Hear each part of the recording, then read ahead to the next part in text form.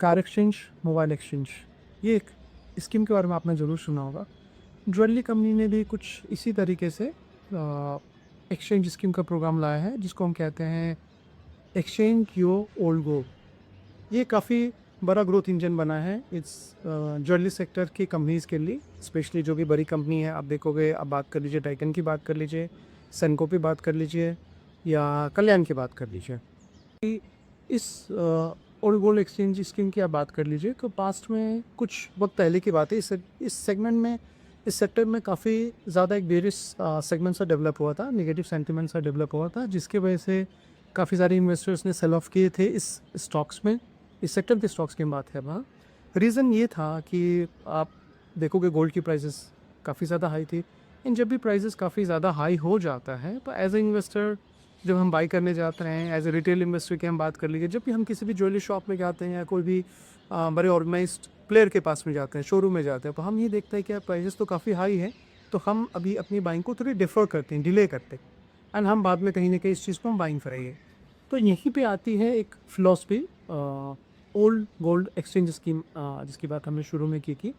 And इस scheme की तरह काफ़ी अच्छी मार्केटिंग की गई by all the big players. आप टेलीविजन्स वगैरह पे काफ़ी जगह पे आपने ऐड किया था।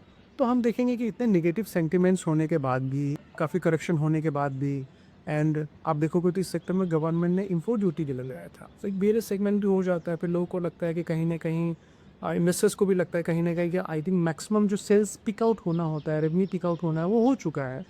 और इस चीज़ को हम समझेंगे कि क्या चेंजेस हुए हैं। अभी एक बुलिश सेगमेंट सा बन रहा है, एक प्राइस मूवमेंट अपसाइड की तरफ दिख रहा है, तो हम इसको समझेंगे बियॉन्ड परसेप्शन विद एके के माध्यम से।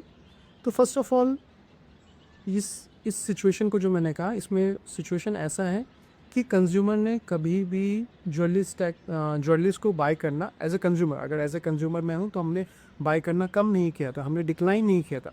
हमने बेसिकली अनऑर्गेनाइज ज्वेलरी सेक्टर की जगह पे हमने ऑर्गेनाइज सेक्टर की तरफ हम मूव किया, हमने वहाँ से ज्वेलरी बाइंग करनी शुरू की।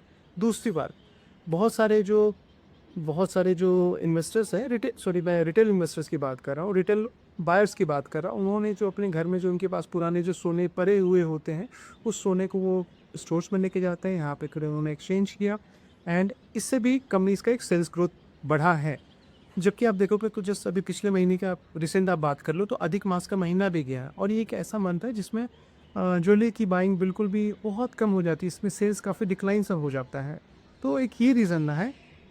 ये सब के रीज़न के होने के बावजूद भी रिसेंटली में आप देखोगे कल्याण ने एक अपना फोरकास्ट किया, रेवेन्यू फोरकास्ट किया, जिसमें आप देखेंगे ट्रिपल एसजी जिसको हम कहते हैं, सेम सेल्स स्टोर ग्रोथ की आप बात कर लो, उनका मोर देन 35% से ज़्यादा का फोकस किया है। तो आप सोचो इतने सारे चैलेंजेस होने के बाद भी कंपनी आगे प्रॉमिस कर रही है, कहीं ना कहीं कमिट कर रही है कि उनके रिजल्ट आउटलुक बेटर दिख रहा है।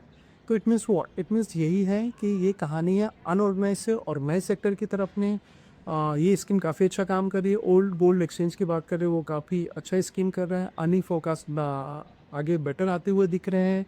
कंज्यूमर बिहेवियर भी काफ़ी पॉजिटिव तरीके से चल रहा है। तो ये ज्वेलरी सेक्टर की एक ओवरऑल ऑर्गेनाइज थिंग की काफ़ी स्ट्रॉन्ग स्टोरी है, जो आगे जाके बनती हुई दिख रही है। And that's all for today. Thank you.